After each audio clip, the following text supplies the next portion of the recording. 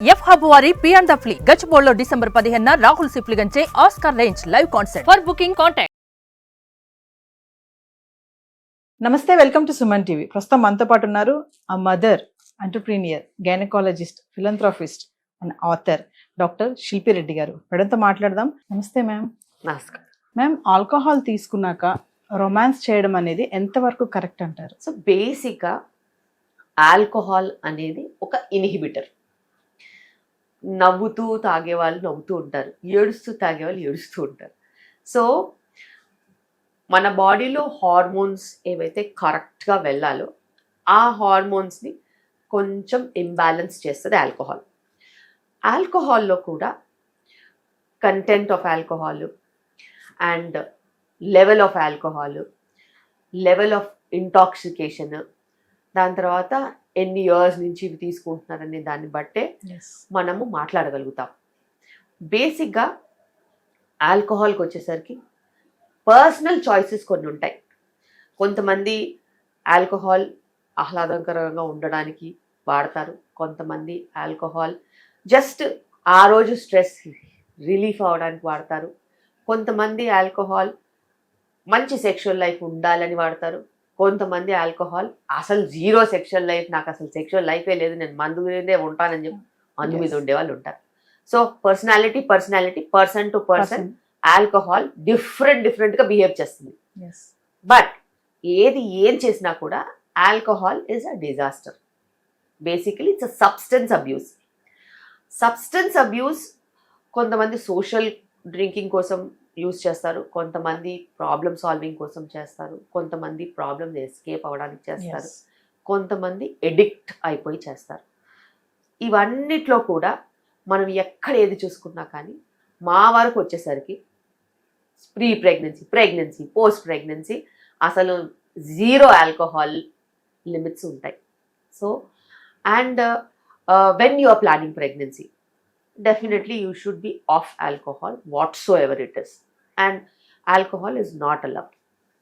But konni cultures lo it is allowed, konni families lo it is allowed, konni times lo social drinking is allowed. That is all again personal space. And sexual activity ko chesinattaute alcohol as such decreases sexual libido and it will not allow you to enjoy the feel. కానీ కొంతమంది అది believe చేయరు. And it is one of the reason for impotency also. It is one of the reason behind not even enjoying the act. But అది person to person vary అవుతుంది. And alcohol క్రానిక్గా తీసుకున్న వాళ్ళకి ఖచ్చితంగా difficulties ఉంటాయి. And ఆ difficulties express చేయలేక violent కూడా అవుతారు. Again alcohol double edge sword అంటారు కదా, నచ్చే వాళ్ళకి నచ్చుతుంది, ఇచ్చే వాళ్ళకి ఇచ్చుంది, కట్ చేసే వాళ్ళకి కట్ చేసేస్తుంది అన్నట్టు. అంటే మేడం, ఆ టైంలో సెక్స్ చేయడం వల్ల లేడీస్కి ఏమైనా సమస్యలు వస్తాయా? సమస్యలు అంటూ ఏమి ఉండవు, కానీ ఒక్కటి మీరు గుర్తుపెట్టుకోవాలి. If you are high on alcohol, contraception సంగతి మర్చిపోతారు. Failed contraceptions, unwanted pregnancies, sexually transmitted diseases, barrier contraception వెళ్ళిపోద్ది ఎక్కడో. సో ఇన్కన్సిస్టెన్సీ వస్తుంది. This is another reason why so much of rampant sexually transmitted diseases are common in substance abuse people. Whether it is alcohol or drugs or anything for that matter. అంటే ఓవరాల్గా ఏం చెప్తారు madam, alcohol తీసుకొని sex చేస్తే వచ్చే problems ఏంటి? చాలా మంది మరి వైఫ్ అండ్ హస్బెండ్ ఇద్దరు కలిసి తీసుకొని కూడా దాంట్లో పార్టిసిపేట్ చేస్తారు కదా. అందుకే నేను చెప్పాను, there is a social angle to it, there is an emotional angle to it, and there is a ethical angle to it. Ethical, always no. Social angle, it's your personal choice. And emotional angle, when you are down, it might pull you up. But when you are super down, it will never pull you up. So, atla, absolute ga meeru sexual life enjoy cheyalante, you should be off alcohol. That is definitely true. Because with alcohol, there are so many problems that it gives in long term. కానీ చాలా మంది అంటున్నారు alcohol తీసుకొని చేస్తే కొంచెం మనకి encouragement ఉంటుంది, ఉత్సాహంగా ఉంటుందని అంటారు కదా మేడం. మరి వాళ్ళు ఫాల్స్ ఇన్హిబిషన్స్ ని పోషిస్తున్నారు. నువ్వు యాజ్ అ పర్సన్ లేని పవర్ ఆల్కహాల్ ఎక్కడి నుంచి తీసుకొస్తుందండి? It might lower your inhibitions తప్పితే it is not a power giver. Yes. అందులో 7 calories per gram వస్తుంది తప్పితే అందులో అడిషనల్ గా వచ్చేది ఏం లేదు. మేడం ప్రెగ్నెంట్ ఉన్నప్పుడు ఏ మంత్ వరకు సెక్స్ చేయొచ్చు అంటారు? సో ప్రెగ్నెన్సీలో నేనైతే చాలా స్ట్రిక్ట్ రూల్స్ పెడతాను. Sexual activity is never to be stopped per say for every లో రిస్క్ ఉమెన్. ప్రెగ్నెన్సీలో హై రిస్క్ ఉంటుంది, లో రిస్క్ ఉంటుంది. లో రిస్క్ వాళ్ళకి అసలు సెక్షువల్ యాక్టివిటీ మీద ఎటువంటి ఇన్హిబిషన్స్ కానీ రూల్స్ కానీ మేము పెట్టం. They can have their normal sexual activity and it is not contraindicated. Now again మనకి హై రిస్క్ సిచ్యువేషన్స్ ఉంటాయి. ప్లసంటా కిందికి ఉండి, సర్విక్స్ షార్ట్గా ఉండి, స్టిచ్ వేసి, ట్విన్ ప్రెగ్నెన్సీ ఉండి, సర్విక్స్లో ఇన్ఫెక్షన్స్ ఉండి, వెజైనాలో ఇన్ఫెక్షన్స్ ఉండి, రికరెంట్ యూరిన్ ఇన్ఫెక్షన్స్ ఉండి, ఇట్లా చెప్పుకుంటూ పోతే పెద్ద లిస్టే ఉంటుంది.